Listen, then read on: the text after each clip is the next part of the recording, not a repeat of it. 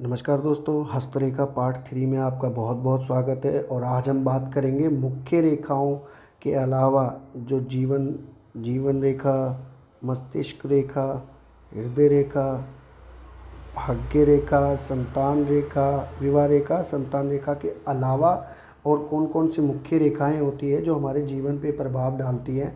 तो सबसे पहले बात करेंगे हम गुरु पर्वत। जो ग्रह हैं हमारे हाथ पे स्थित, उन्हीं ग्रहों की रेखाएं भी होती है। जैसे गुरु पर्वत पे बनने वाली ये रेखाएं इस तरीके से सीधी रेखा बनने वाली रेखाएं बिल्कुल एक रेखा हो सकती है और फिर दो रेखा भी हो सकती है। इसके अलावा अगर इस तरीके की रेखा होती है तो अलग प्रभाव होते हैं, और दूसरे तरह की रेखाएं होती है तो अलग प्रभाव होते हैं। कुछ रेखाएं यहाँ से आती है त्रिशूल बनाती हुई, तो कुछ रेखाएं सिर्फ वाई का निशान बनाती है, और कुछ रेखाएं बनाती है हमारे गुरु पर्वत पे इस तरीके के निशान कि जो बिल्कुल हाथ से मंगल पर्वत तक भी जाती है। कुछ शुक्र पर्वत से शुरू होती है, कुछ मस्तिष्क रेखा या हृदय रेखा भी गुरु पर्वत तक आके मिलती है। इन रेखाओं के क्या क्या प्रभाव होते हैं, जीवन में क्या क्या प्रभाव डालते हैं, इसके बारे में मैं अगले एपिसोड में आपको डिटेल वाइज बताऊंगा, एक एक पर्वत और उनकी रेखाओं के बारे में। आज मैं आपको सिर्फ मुख्य रेखाओं के बारे में जानकारी दे रहा हूँ। इसके बाद हम आते हैं शनि पर्वत पे बनने वाली कुछ रेखाएं जो कि बहुत महत्वपूर्ण होती है। शनि पर्वत पे बनने वाली सबसे पहली भाग्य रेखाएं होती है, और कई बार ये त्रिशूल भी बनाती है। सिंगल ऐसे वी का निशान, दो मुखी भी होती है और तीन मुखी भी रेखाएं होती है। तो इनके प्रभाव बहुत प्रभावशाली होते हैं। ऐसे व्यक्ति के व्यापार स्थल में, मान सम्मान में फ़र्क पड़ता है बिल्कुल। और फिर उसके बाद जो सूर्य रेखाएं आती है हमारी, शनि रेखा पर अभी और भी रेखाएं बनती है। सिंगल रेखाएं भी बनती है, दो दो रेखाएं भी हो सकती है। इनके क्या क्या प्रभाव है, और कुछ रेखाएं ऐसी होती है जो सिर्फ हृदय रेखा से शुरू होती हुई और यहाँ तक शुरू होकर दो मुखी रेखाओं में बदल जाती है। तो इसके अलावा एक रेखा और भी होती है जो चंद्र पर्वत से होती हुई शनि पर्वत तक आती है, जो दो मुखी भी हो जाती है, तीन मुखी भी हो जाती है। इनके भी प्रभाव अलग पड़ते हैं। ये भी कुछ मुख्य रेखाएं हैं। इसके अलावा सूर्य पर्वत की अगर हम बात करें तो सूर्य पर्वत पे एक रेखा होती है, और एक के साथ हमारी दो रेखाएं भी हो सकती हैं, तीन भी हो सकती है। इनके अलग अलग प्रभाव है, एक रेखा का अलग, दो रेखा का अलग, तीन रेखा का अलग। इसके अलावा जो रेखा बनती है कई बार वो बनती है जैसे सीधी चंद्र पर्वत से कोई रेखा सूर्य पर्वत तक आ रही हो, भाग्य रेखा हो सकती है जिसमें से एक शनि पर्वत की तरफ जाती है और एक सूर्य पर्वत की तरफ, इसका भी प्रभाव अलग होता है।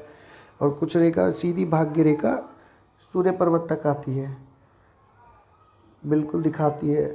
सूर्य पर्वत की तरफ चंद्र पर्वत से होती हुई भी रेखा मैंने आपको बताई जो शनि पर्वत से होती है, और शनि पर्वत में भटके कुछ सूर्य पर्वत की तरफ आती है, ये रेखाएं होती है। अब इसमें बिल्कुल जीवन रेखा की तरफ, मतलब जीवन रेखा से जुड़ी हुई सूर्य पर्वत तक आने वाली रेखाओं का प्रभाव भी अलग होता है। ये भी कुछ मुख्य रेखाएं हैं। अब हम बात करें बुध पर्वत की, तो बुध पर्वत पे भी एक रेखा हो सकती है, इसका अलग महत्व है।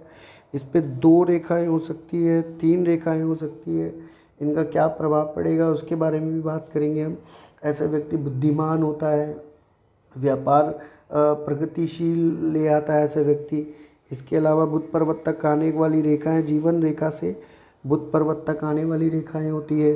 कुछ रेखाएं ऐसी होती है जो सीधा चंद्र पर्वत से होती हुई बुध पर्वत तक आती है, और भाग्य रेखा जब सूर्य रेखा से मिलती है तो उसमें से एक बटी हुई रेखा बुध पर्वत तक की आती है।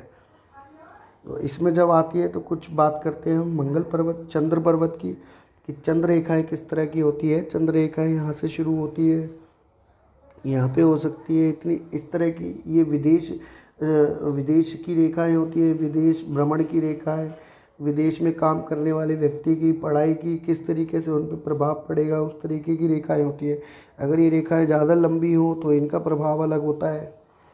इन प्रभावों के बारे में मैं आपको अगले एपिसोड में जितने भी भाग बनते जाएंगे उसमें मैं आपको बताऊंगा। चंद्र पर्वत से शुरू होने वाली कुछ रेखाएं होती है जो सूर्य पर्वत तक, शनि पर्वत तक और गुरु पर्वत तक भी जाती है। कुछ रेखाएं मायनों में बुध पर्वत तक भी जाती है, इनका भी प्रभाव काफ़ी होता है अच्छा। किस तरीके से ये प्रभाव डालती है हमारे जीवन पे। अब इस अगली बात करें तो आती है हमारी शुक्र रेखा। शुक्र रेखा में हमारी आड़ी रेखाएं होती है बहुत सारी।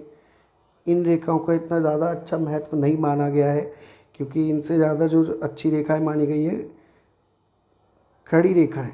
इस तरीके से खड़ी रेखाएं ज़्यादा अच्छी शुभ मानी गई है। अगर आपके शुक्र पर्वत पे इस तरीके की रेखाएं हैं तो ये बहुत अच्छी मानी जाती है और इसके प्रभाव भी बहुत अच्छे देखे गए। अगर इस पे जाल बन रहा है इस तरीके से तो ये खराब माना गया है। अब अगले अगर हम पर्वत की तरफ, ग्रह की तरफ चले तो मंगल रेखा। मंगल रेखा हमारी एक यहाँ से शुरू होती है इस तरीके से, ये रेखाएं मंगल रेखाएं होती है। और मंगल रेखाओं का मंगल पर्वत से शुरू होने वाली कुछ रेखाएं ऐसी भी होती है जो गुरु पर्वत तक, शनि पर्वत तक, सूर्य पर्वत, बुध पर्वत तक जाती है। यहाँ तक कि कई बार देखा गया है कि कुछ रेखाएं मंगल पर्वत की चंद्र पर्वत से भी आके मिलती है। इनके भी प्रभाव अलग अलग देखे जाते हैं। और कुछ इधर तक बिल्कुल मणिबंध तक रेखाएं आती है जो कि जीवन रेखा के साथ होती है। इसका प्रभाव भी काफ़ी होता है कि अगर एक और जीवन रेखा साथ में देखने को मिले तो व्यक्ति के जो है साथ निभाने वाले व्यक्ति काफ़ी मिलते हैं उसे जीवन में।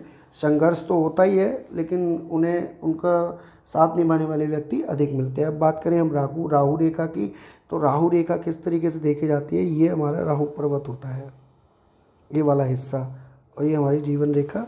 इससे होने वाली गुजरने वाली रेखा है, जैसे शनि पर्वत पे, सूर्य पर्वत पे जाने वाली रेखा। कुछ रेखा यहाँ से बुध पर्वत पर ऐसे भी जाती है। तो राहु के पर्वत से गुजरने वाली रेखाओं का क्या प्रभाव है वो भी मैं आपको बताऊंगा, क्योंकि राहु का बहुत महत्व है हमारी ज़िंदगी में। और हमारी हथेली में राहु पर्वत और राहु रेखाओं का अच्छा होना भी बहुत ज़रूरी है। अब अगर हम केतु रेखा की बात करें तो केतु रेखा है हमारे हथेली पे, इस स्थान पे स्थित होता है। तो इस स्थान पे मणिबंध है। मणिबंध में कहा जाता है कि हमारे हस्तरेखा शास्त्र में कि मणिबंध में राहु, केतु, शनि तीनों की ऊर्जा एनर्जी होती है। तो ये कुछ रेखाएं होती हैं। यहाँ पर अगर सीधी एक रेखा जाती है केतु पर्वत और राहु पर्वत से होती है शनि की तरफ, यहाँ से होती है सूर्य की तरफ, और कई बार बुध पर्वत की तरफ देखिए। कुछ रेखाएं चंद्र पर्वत पे भी ख़त्म हो जाती है। ये केतु रेखा है। तो ये मैंने आपको बताई हस्तरेखा पार्ट 3 में आपको बताया मैंने सब कि कौन कौन से पर्वतों की कौन कौन सी रेखाएं होती हैं। अगले पार्ट में मैं इनकी गहराई तक आपके सामने कुछ बातें लेकर आऊँगा। और ये जानकारी अगर आपको अच्छी लगी तो मेरे चैनल को लाइक और सब्सक्राइब करें और ये वीडियो शेयर करें, ताकि जो सीखना चाहता है वो आसानी से सीख सके वीडियो के माध्यम से। तो आज के लिए इतना ही, मिलते हैं अगली वीडियो में। नमस्कार दोस्तों।